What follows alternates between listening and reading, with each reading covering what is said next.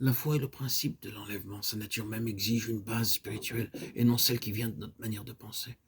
Elle demande ce qui est céleste et non pas ce qui est de la terre.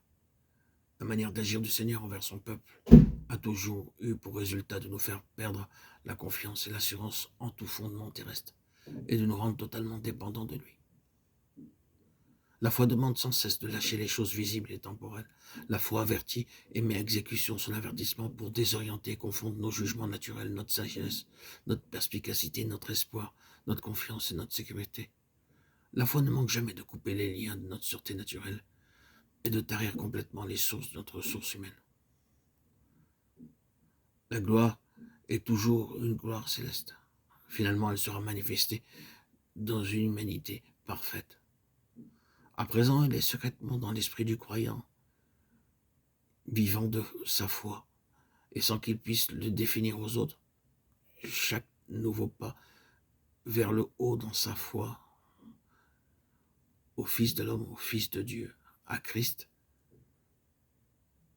incarnation véritable de Dieu, devient alors plus merveilleux pour lui.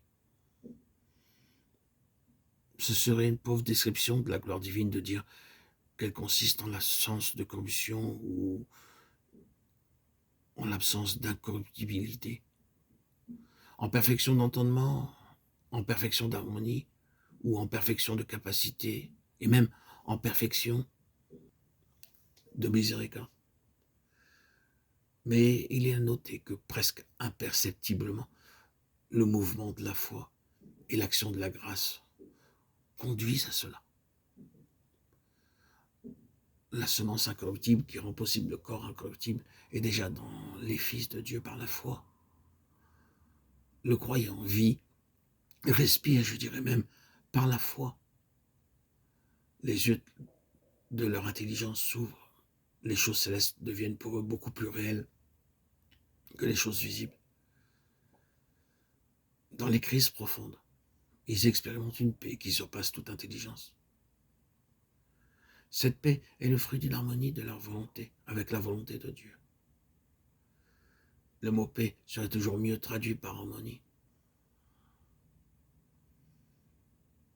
De même, la capacité spirituelle est aussi ce qui transcende les limitations du temps et de l'espace, et ce qui restreint l'univers en réalité et en action.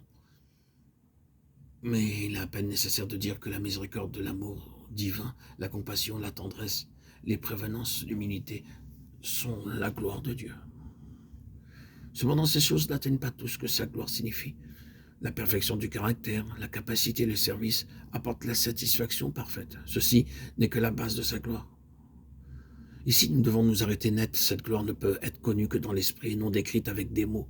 Souvenons-nous qu'il est écrit que nous avons été appelés à sa gloire éternelle, de Timothée 2,10, et que nos légères afflictions produisent un poids éternel de gloire, de Corinthiens 4,17. Ainsi, de même que nous avons été crucifiés ensemble avec lui, ensevelis avec lui, ressuscités avec lui, de même nous sommes montés et avons été glorifiés ensemble avec lui. Que nous ayons la grâce afin que chaque mouvement de Dieu par lequel il rendra manifeste et expérimentalement réelle notre union dans l'ascension trouve un amen dans nos cœurs, quoi que cela puisse nous coûter en déracinement terrestre de nos vies. Dieu voudrait que nous voyions toujours les cieux ouverts et le Fils de l'homme dans la gloire qui nous représente et qui représente toute la pensée de Dieu concernant l'homme, étant nous-mêmes que nous sommes sur la terre, tout dans le ministère ici-bas venant des cieux et destiné aux cieux. Donc, ayant ces vérités célestes devant nous, cherchons à découvrir la signification et la force des exhortations bien connues telles que ne vous amassez pas des trésors sur la terre, mais amassez-vous des trésors dans le ciel. Si donc vous êtes ressuscité avec Christ, cherchez les choses d'en haut où Christ est. Attachez-vous aux choses d'en haut et non à celles qui sont sur la terre. Colossiens 3, 1, 2. Si nous devons paraître avec Christ dans la gloire, il nous faut déjà avoir une vie cachée avec Christ en Dieu. Et nous-mêmes être morts aux choses de la terre.